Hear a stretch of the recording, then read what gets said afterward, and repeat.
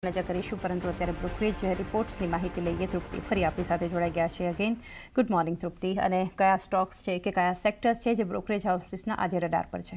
Good morning ચાની. આજે આપણે શરૂઆત કરશું ઇન્ડિગોથી. જેફરીઝ તરફથી અહીંયા ખરીદારીની સલાહ સાથે એક રિપોર્ટ આવતો જોવા મળી રહ્યો છે. લક્ષ્યાંક તેમને 5,840 પ્રતિ શેર કરે છે. અહીંયા તેમનું કહેવું છે કે 25 ડિસેમ્બરમાં જે વિક્ષેપ થયા હતા ત્યારબાદ ઘણા જ વરિષ્ઠ લીડર્સોએ અહીંયા કંપનીઓ છોડી છે. ખાસ કરીને રાજીનામાની પાછળના જે કારણો જે છે એ રેગ્યુલેટરી એક્શન છે, ઉત્તરાધિકારીની યોજનાઓ છે, ઓર્ગેનાઇઝેશનમાં જે ફેરફાર થયા છે, બીજા અન્ય ઘણા બધા કારણો છે જેને કારણે કરીને રાજીનામું અહીંયા પડતા જોવા મળ્યું હતું. પરંતુ સાથે તેમનું પણ કહેવું છે કે નવી ટીમ હેઠળ હવે રોકાણકારોનું ધ્યાન જે છે તે અમલીકરણ પર, ખર્ચ નેતૃત્વ પર છે અને ઇન્ટરનેશનલ વિસ્તરણ કંપનીનું કેવી રીતે થઈ રહ્યું છે તેના પર અહીંયા જોવા મળી રહ્યું છે.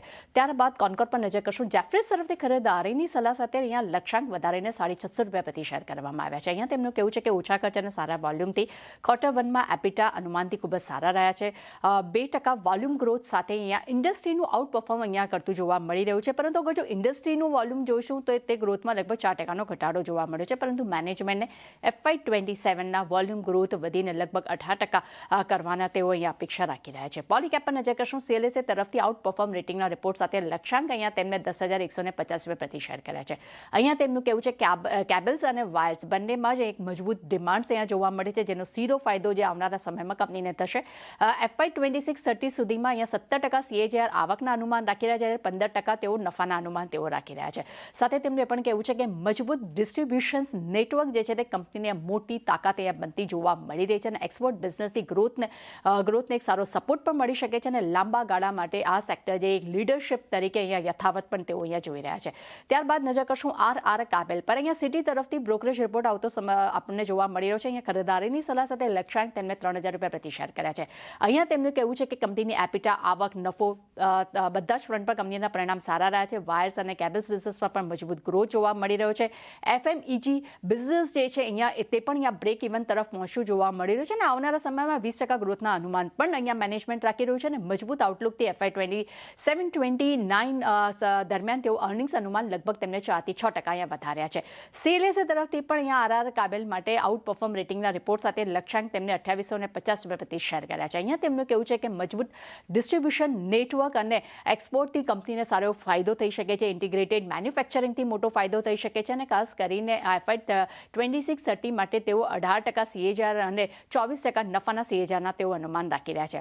NTPC પર નજર કરશું. અહીંયા જેફરીઝ તરફથી ખરીદારીની સલાહ આવી રહી છે, પરંતુ લક્ષ્યાંક અહીંયા ઘટાડીને ₹425 પ્રતિ શેર કર્યા છે. અહીંયા તેમનું કહેવું છે કે અન્ય આવક ઓછી થવાને કારણે કરીને તેની ઇમ્પેક્ટ નફા પર જોવા મળી રહી છે. પરંતુ FY27-28 માટે અર્નિંગ્સ અનુમાન પણ લગભગ અહીંયા 1% ઘટાડ્યા છે. પરંતુ FY27 માટે રિન્યુએબલ ક્ષમતા વધારવાનું ગાઈડન્સ જે છે તે અહીંયા ઘટાડીને 7 ગીગાવોટ કરી દીધું છે. પરંતુ FY37 સુધીમાં 16 લાખ કરોડ કેપેક્સ જે છે તે લાંબા ગાળાના રીરેટિંગનું એક ડ્રાઈવર બની શકે છે. લોડા પર નજર કરશું. જેફરીઝ તરફથી ખરીદારીની સલાહ છે. લક્ષ્યાંક તેમને ₹1400 પ્રતિ શેર કર્યા છે. અહીંયા તેમનું કહેવું છે કે પલાવાથી લગભગ તેઓ 2,000થી 3,000 કરોડથી વધુની જમીન વાળી માર્જિનવાળા જે જમીન છે તેના સેલ્સની તેઓ અપેક્ષા રાખી રહ્યા છે અને FY27માં 17% પ્રી સેલ્સ ગ્રોથના હાંસલ કરવાનો પણ મેનેજમેન્ટ અપેક્ષા રાખી રહ્યું છે. અને છેલ્લે નજર કરશું એ છે KEI ઇન્ડસ્ટ્રીઝમાં CLSA તરફથી હોલ્ડ રેટિંગનો રિપોર્ટ છે. લક્ષ્યાંક તેમને ₹4,800 પ્રતિ શેર કર્યા છે. અહીંયા તેમનું કહેવું છે કે હાઈ વોલ્ટેજ કેબલ્સથી વધતી માંગને કારણે કરીને આવનારા સમયમાં કંપનીને એક વધુ ફાયદો થઈ શકે છે. ખાસ કરીને FY26-30 માટે તેમને 20% CAGR આવકના અનુમાન રાખી રહ્યા છે, જ્યારે 17% નફા CAGRના તેઓ અનુમાન રાખી રહ્યા છે. અને સારા ગ્રોથ હોવા છતાં પણ એ વેલ્યુએશન જે છે તેમને હાલમાં અહીંયા સંતુલિત તેમને લાગી રહ્યા છે. આ કારણસર હોલ્ડ રેટિંગનો રિપોર્ટ જોવા મળ્યો છે. એટલે ચાની દરેક બ્રોકરેજ રિપોર્ટ પર સારી એવી એક્શન આપણને દિવસ દરમિયાન જોવા મળી શકે છે. જી તૃપ્તિ, આભાર આપનો બધા બ્રોકરેજ રિપોર્ટ્સ પર માહિતી માટે.